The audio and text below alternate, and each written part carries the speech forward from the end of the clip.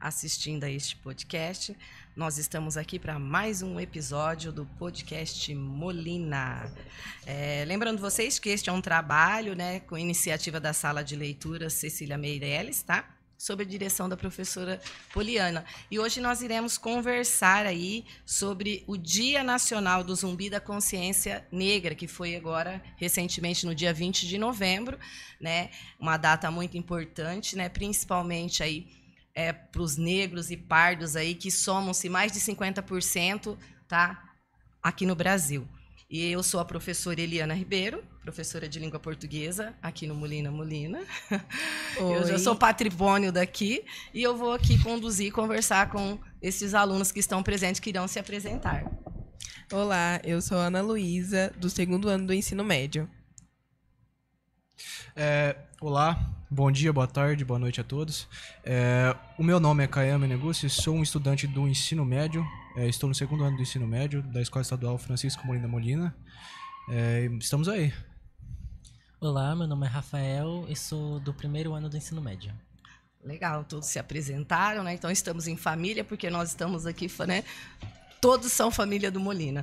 Rafael, nós gostaríamos de ouvir você, tá? Falar aí com a gente sobre essa questão desse Dia Nacional do Zumbi, da Consciência Negra, como surgiu tudo isso, né? Vamos conversar para a turma, da nossa escola ouvir, entender, né? Refletir, né? E, logicamente, mudarmos as nossas ações, né? Bom, a consciência negra é uma pauta que a gente sempre discute todo ano, sempre, né, recorrendo, e é uma pauta muito importante, de extrema relevância, porém, muitas vezes ela não é discutida com a profundidade que ela tem. Tipo, é algo muito raso, tipo, é algo muito profundo, muito extenso, e tem muita coisa para discutir. Então, geralmente, não é dada tanta importância ao dia. Você quer dizer que mesmo tendo esse dia, ainda tem muita coisa para se fazer? Sim. O Dia da Consciência Negra, o dia 20, foi uma data muito importante, porque foi o dia que o Zumbi faleceu, né?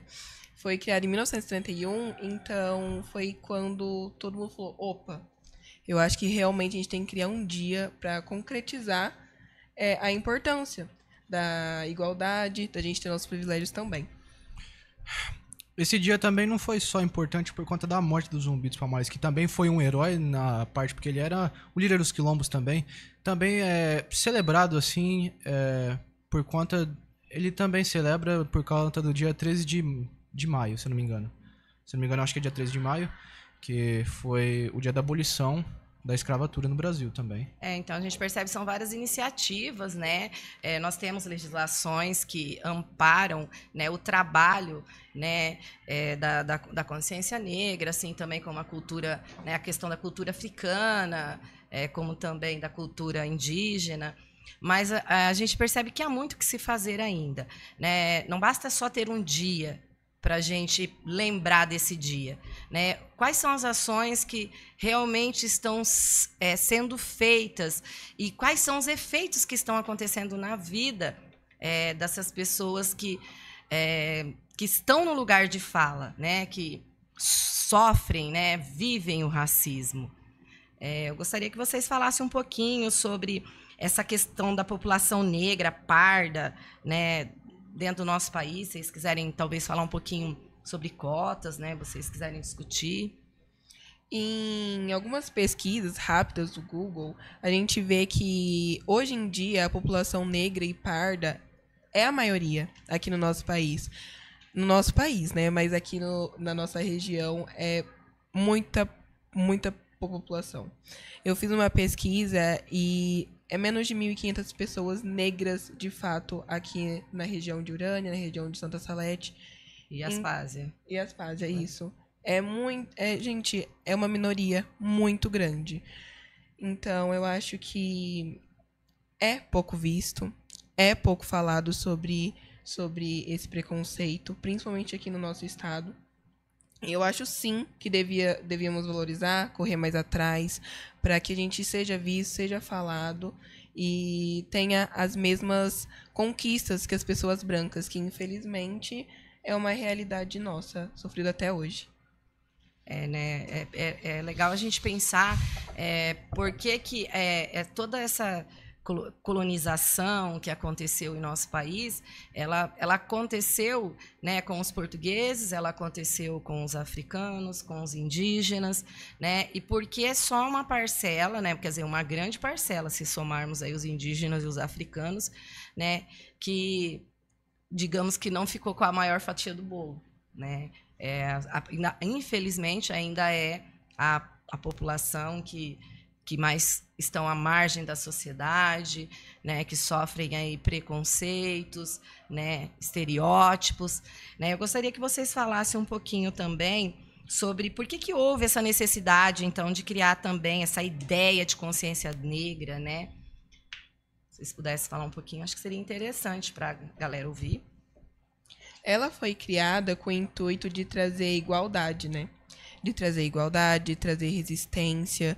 Ela foi feita como um símbolo de, vamos dizer, de esperança para a população negra, porque até uns anos atrás, não fazem muito tempo, que os negros eram vistos como nada. Eram feitos banheiros diferentes, eram feitos ônibus diferentes, cada um devia ir em um, e se tivesse algum branco sentado, um negro sentado, tinha que levantar para o branco sentar. Então, eu vejo como uma forma de esperança. Uma forma de esperança que criaram para que a gente pudesse ter um pouquinho do privilégio que as pessoas brancas têm. A Ana Menezes, ela tocou num assunto bem interessante, que é justamente essa questão da segregação, da negligência, né? Do chegar nós temos aí vários exemplos, vários acontecimentos dentro da sociedade, né, de perceber, né, ver como são tratados com preconceito as pessoas que têm aí, né, que são pardas, que são negras, né, dentro às vezes de shoppings, né, às vezes até mesmo nós temos um jogador, recentemente nós vivemos, recentemente não, já tem muito tempo que a gente vê ele vivendo aí fora do país, né, situações de racismo, que é o Vini Júnior, não é? Isso, Vinícius Júnior. Não sou muito ligada em futebol, mas a gente lê as notícias, né? Então, assim, e a gente vê que o preconceito das pessoas, ele não está só aqui no Brasil, né? Ele está fora, inteiro. Ele está no mundo, né? E a gente precisa parar com isso, né? Por que parar com isso? Porque nós, como diz, é como se a gente olhar para a galinha de ovos de ouro, né? Ela punha ovos de ouro, mas quando matou por dentro, ela era do quê? Carne e osso, como todas as outras galinhas, né? Então, o que difere nós é a pele, né? O biotipo corporal, mas nós somos todos seres humanos dentro, né? Internamente, somos formados, né? Somos da mesma gênese, né? Então, precisamos sim, né, criar ações nessa, e essa ação que a escola está criando para a gente discutir esse momento é importante. Por quê? Porque leva não só vocês, mas quem vai ouvir, né, onde vai chegar a refletir sobre essa questão. O racismo acabou? Não acabou. Né? Ele está presente aí nas ações, no dia a dia, nos ditados populares, nas brincadeiras, né, entre os amigos, né?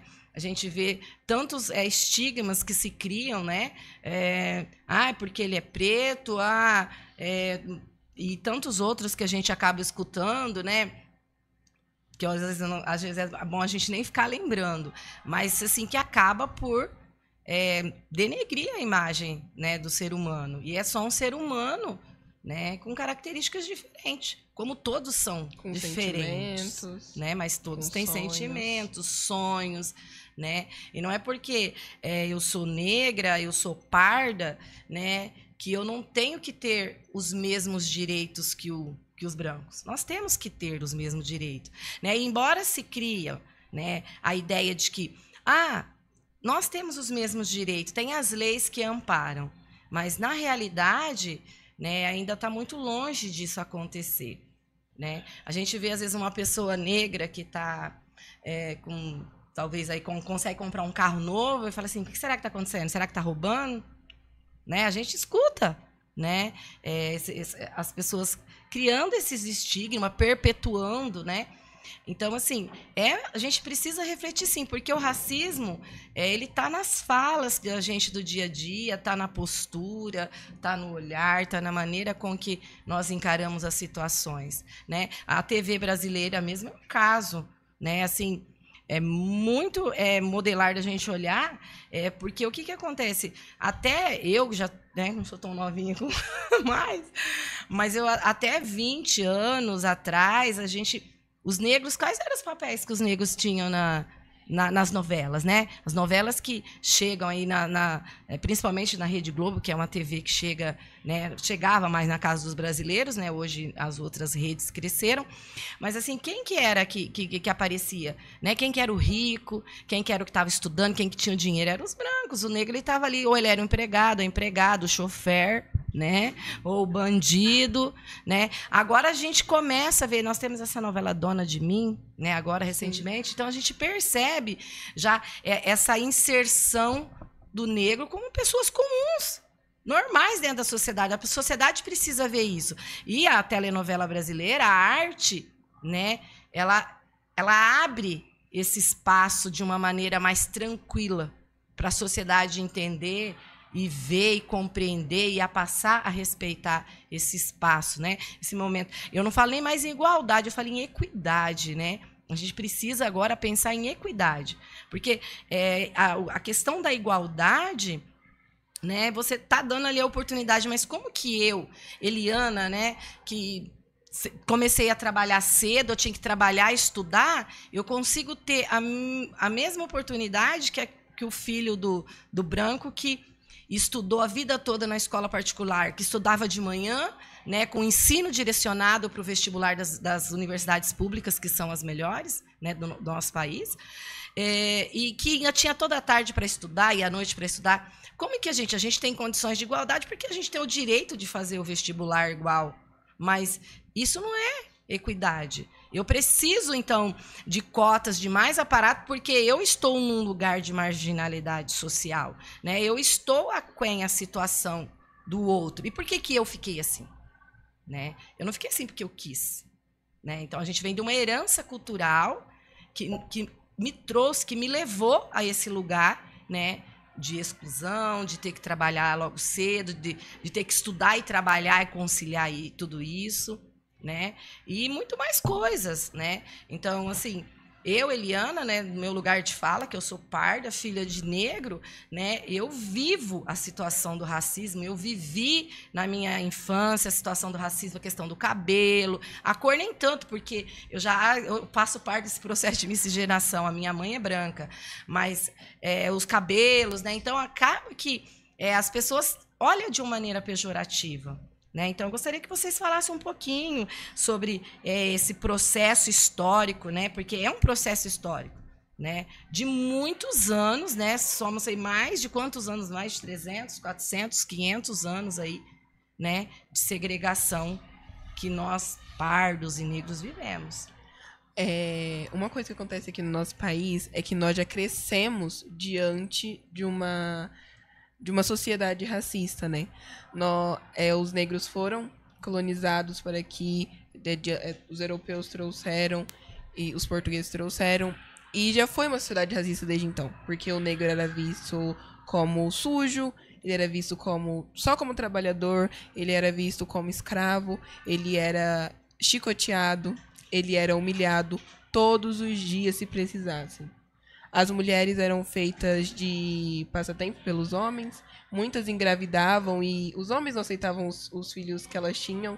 Então, a sociedade brasileira, ela tem isso nas raízes dela. Então, antigamente era muito mais falado, era mais frequente a gente ver pessoas apanhando só pela cor da pele, pelo formato do cabelo. Mas hoje em dia esse racismo ele está muito escondido, né? É o famoso racismo velado. Então, ele está em pequenos detalhes, como a senhora disse. Ele está em pequenos detalhes, a gente às vezes nem percebe. Muitas vezes a gente passa, dá risada e segue a vida. Mas é um racismo. E não pode acontecer isso, né? Mas acontece até nos dias de hoje, infelizmente.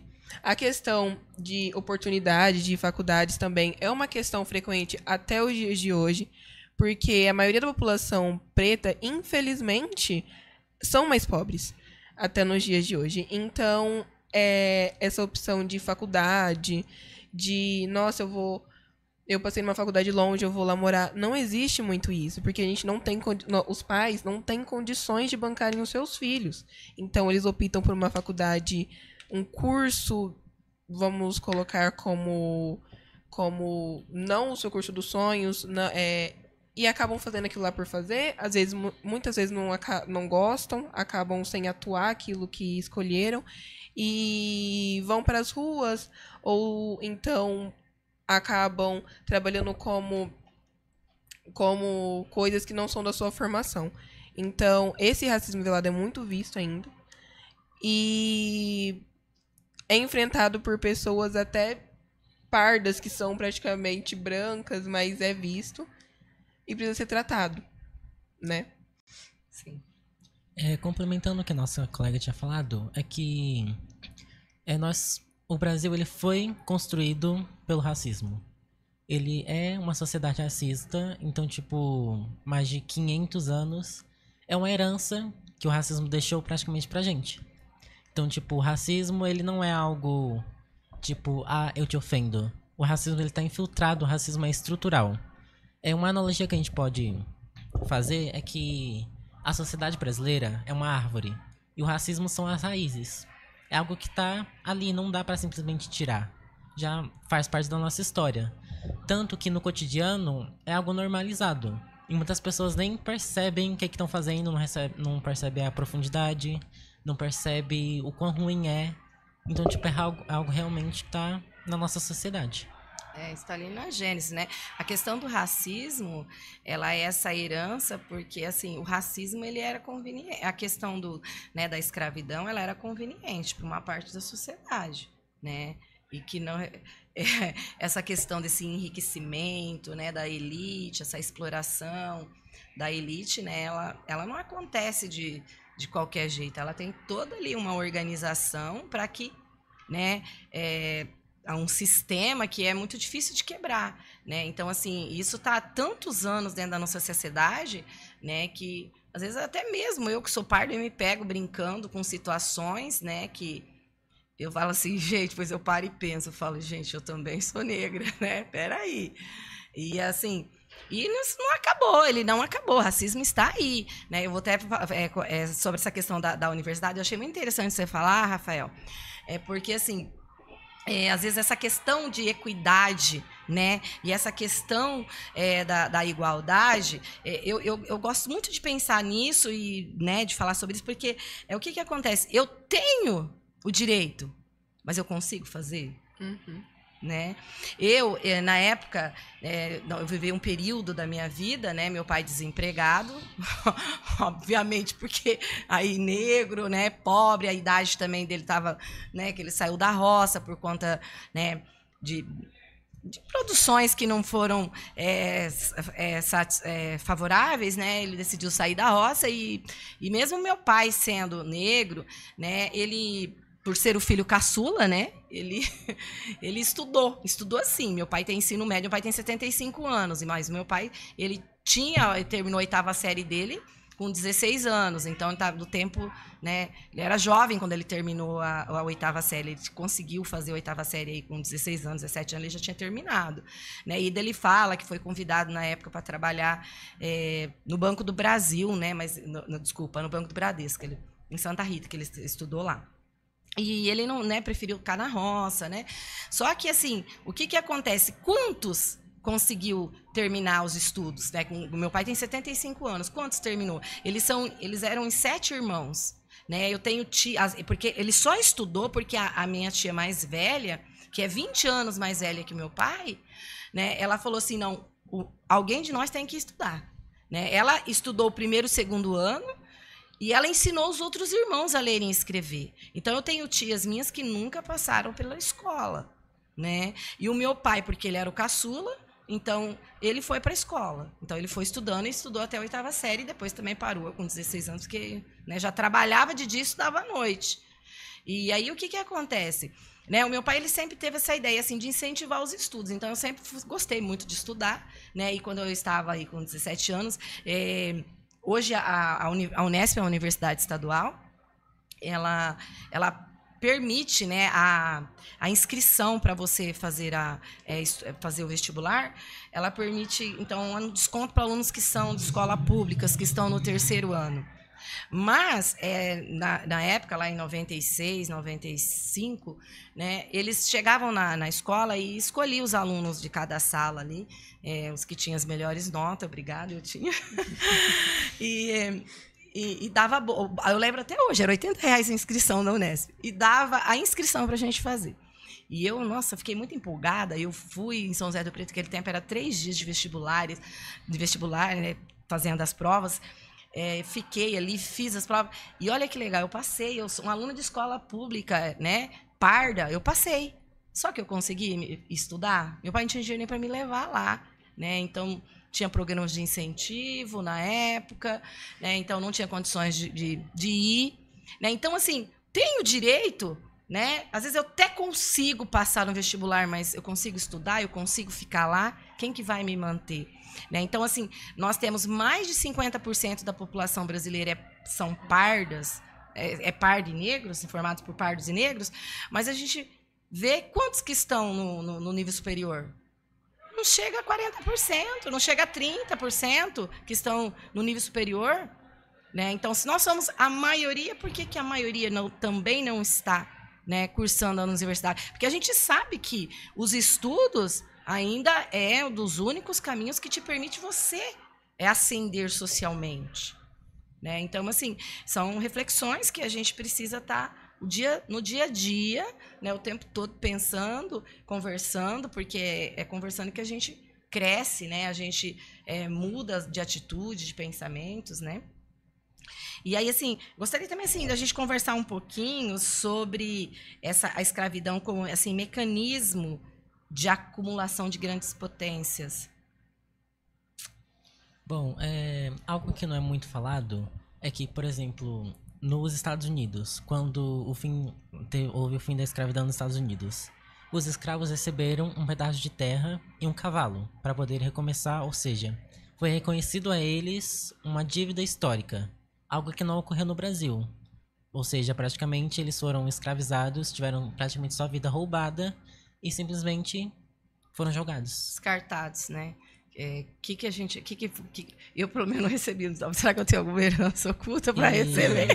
E também, outra coisa que pode ser falada é que o Brasil foi o último país a libertar os escravos. Então...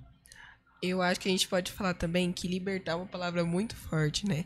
Porque depois teve a assinatura da lei Áurea. Só, assim, da lei Áurea, mas parou? Não parou.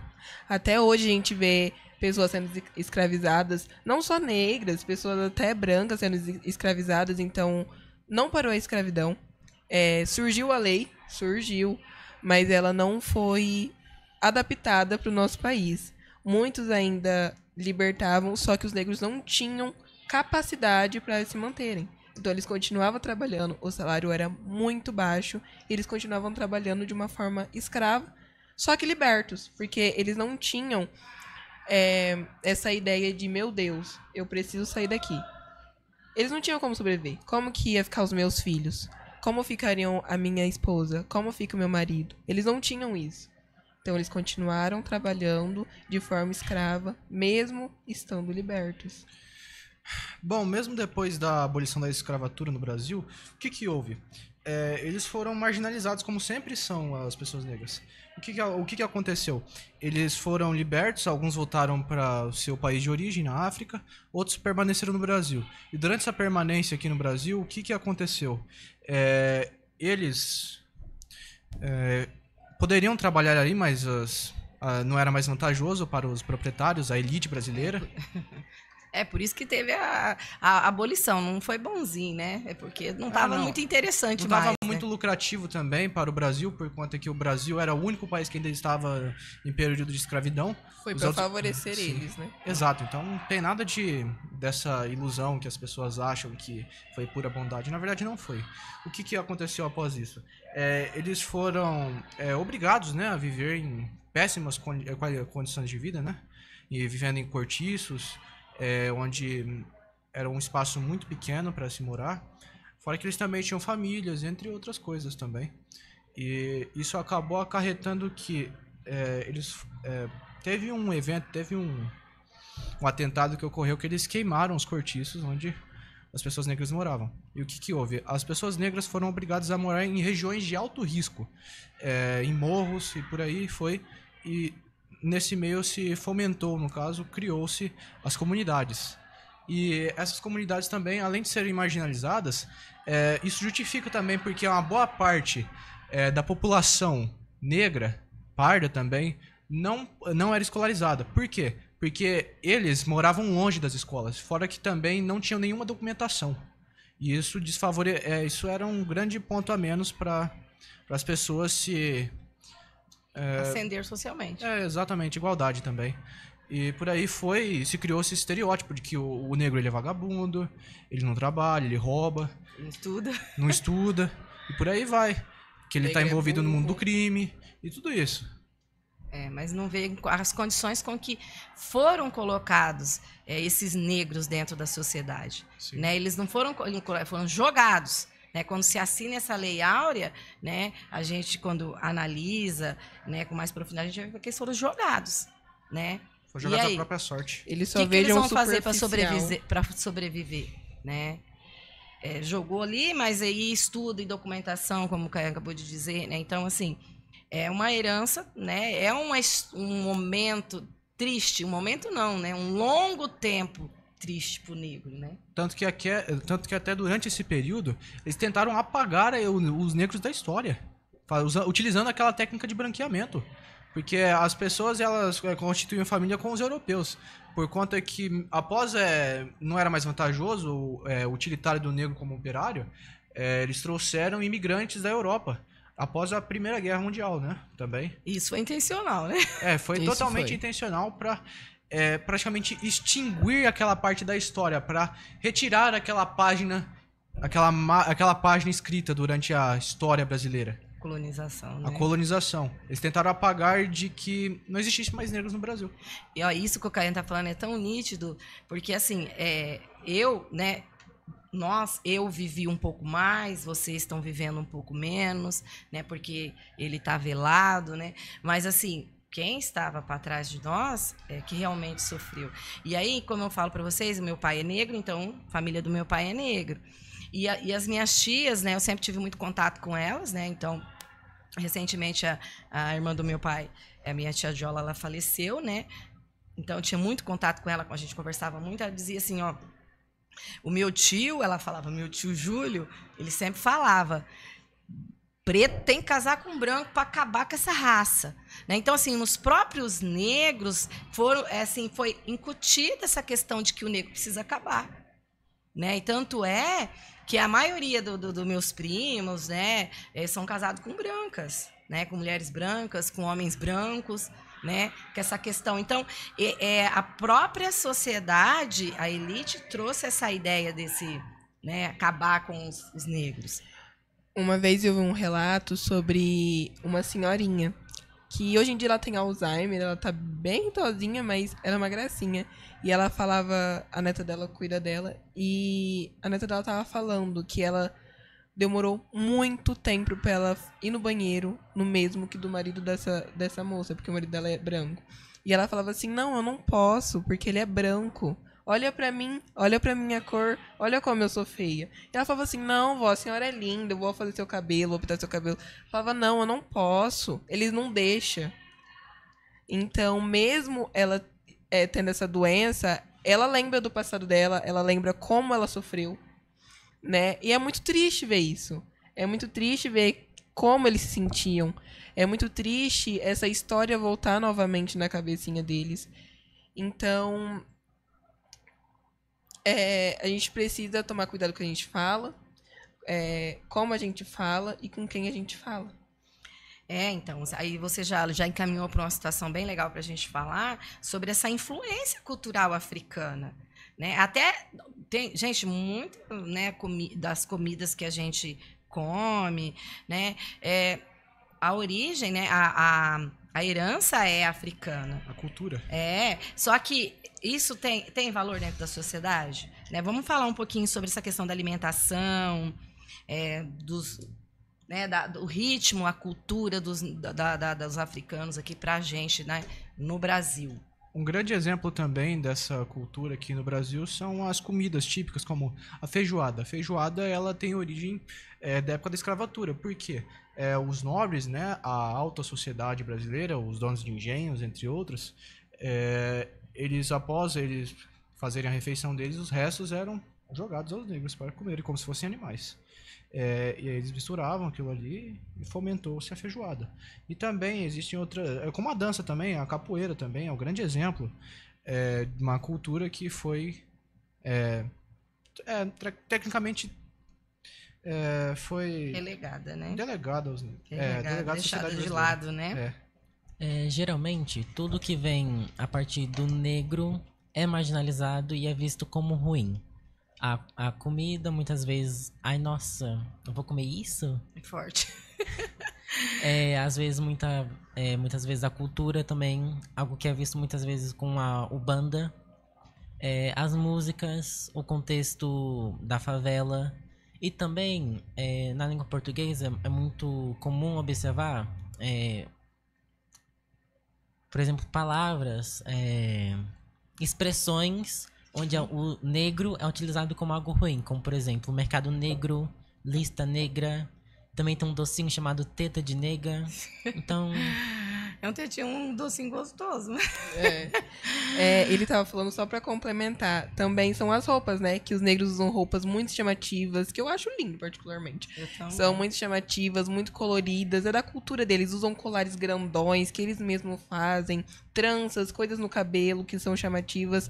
E isso é visto, se passar na rua aqui, todo mundo fala, meu Deus, o que essa pessoa tá usando? Meu Deus, por que ela tá usando isso? Tá passando vergonha. E não é o jeito que eles se expressam, o jeito que eles acham bonito e tá tudo certo. Então, só que a gente vê, assim, eu, Eliana, vejo essa questão da valorização das características, né, da ancestralidade negra, hoje, assim, um pouquinho melhor. Né? Porque assim, ó, eu venho assim, de uma geração que os cabelos nossos tinham que ficar.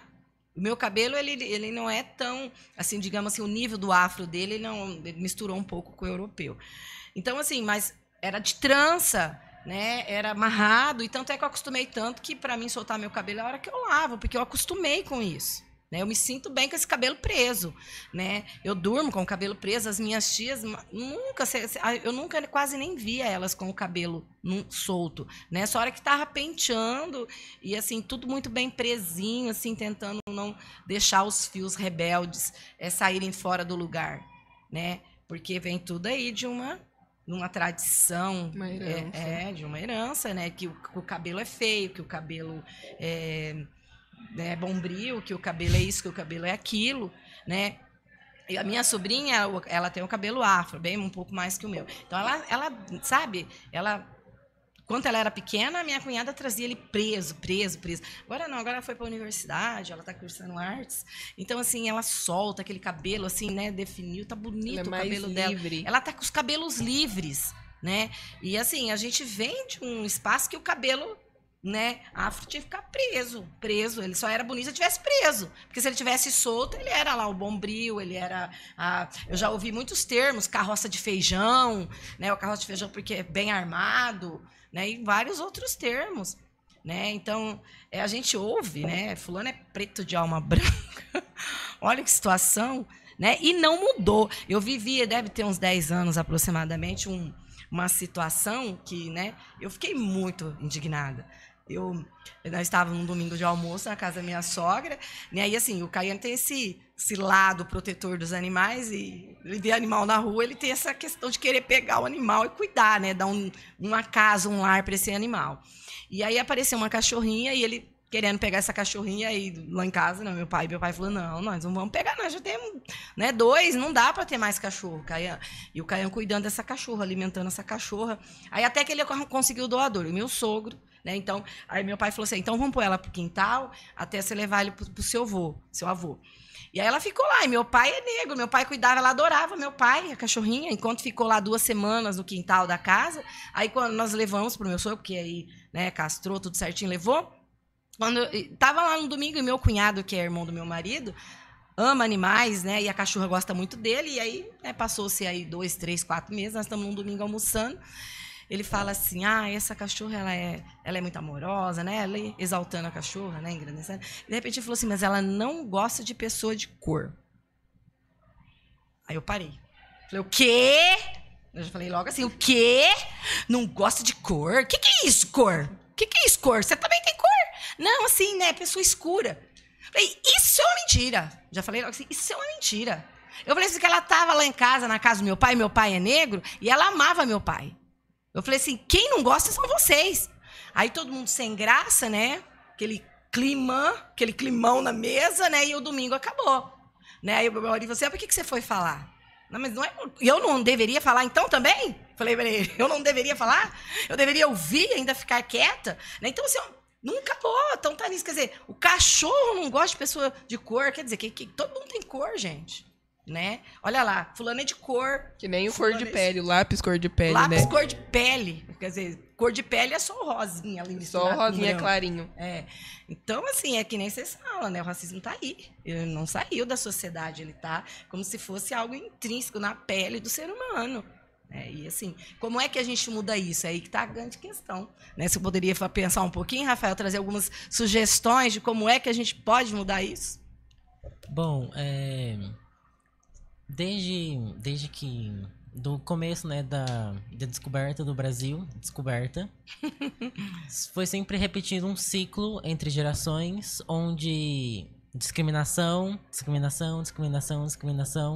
Então, praticamente a única solução é quebrar esse ciclo e educar as novas gerações até que não exista mais esse preconceito.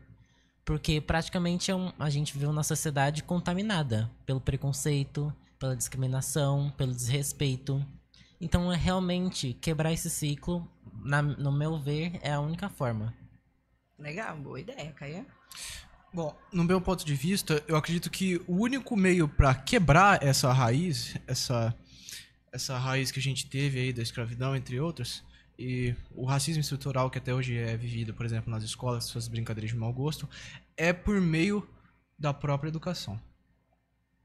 Porque se as pessoas forem ensinadas, não só ensinadas, mas também doutrinadas, as pessoas, elas podem viverem em sociedade de igualdade, isso for esquecido, assim, seria algo revolucionário, seria algo maravilhoso, não só para a população, mas também por meio que ele pode viver ali. A pessoa não vai ser mais discriminada pela cor do cabelo, ou se não pelo próprio tom de pele, ou pela cultura, o jeito que ela se veste. E todas as pessoas podem vestir o que quiserem, e ser o que quiserem também. Então, isso seria tecnicamente bom, assim, para o futuro da sociedade brasileira também. Não só a brasileira, mundial também seria. Legal, respeitar a pluralidade cultural, né? A gente precisa olhar para as pessoas e ver o que elas têm para contribuir, né, para esse momento que nós estamos vivendo da sociedade. Né? Independente se ele é pardo, negro, se ele tem deficiência, né?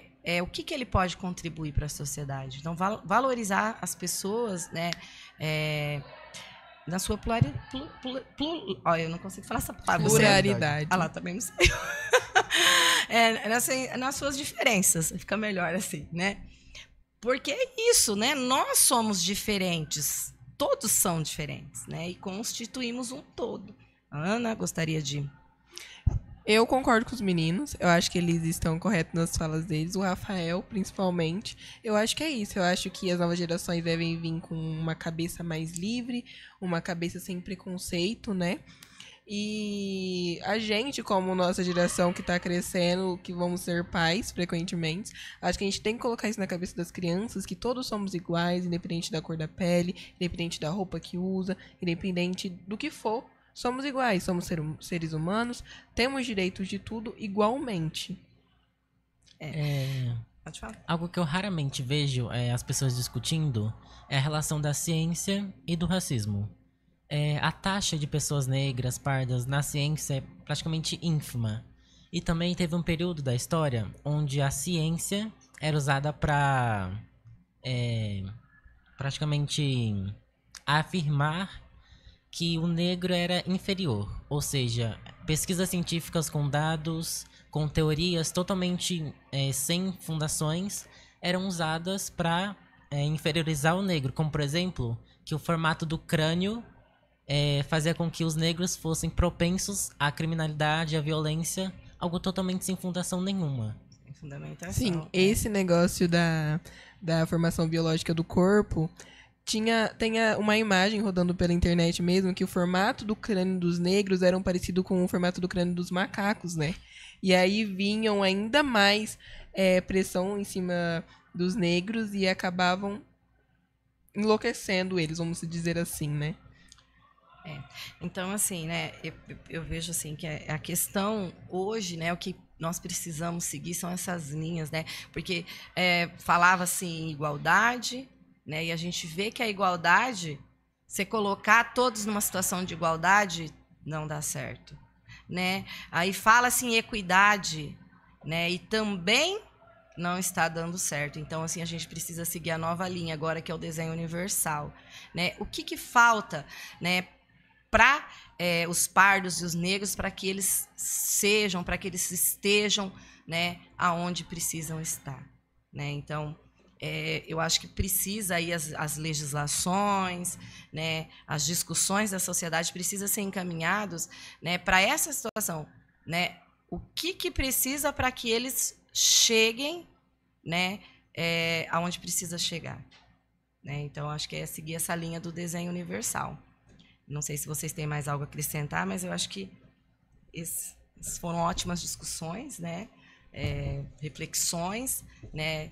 Eu espero que chegue não só na mente, né, das pessoas, né, mas que ela chegue às pessoas, levem-as a um ponto de reflexão, né, e muda as atitudes, né, porque a gente precisa disso, né, de mudança de atitudes.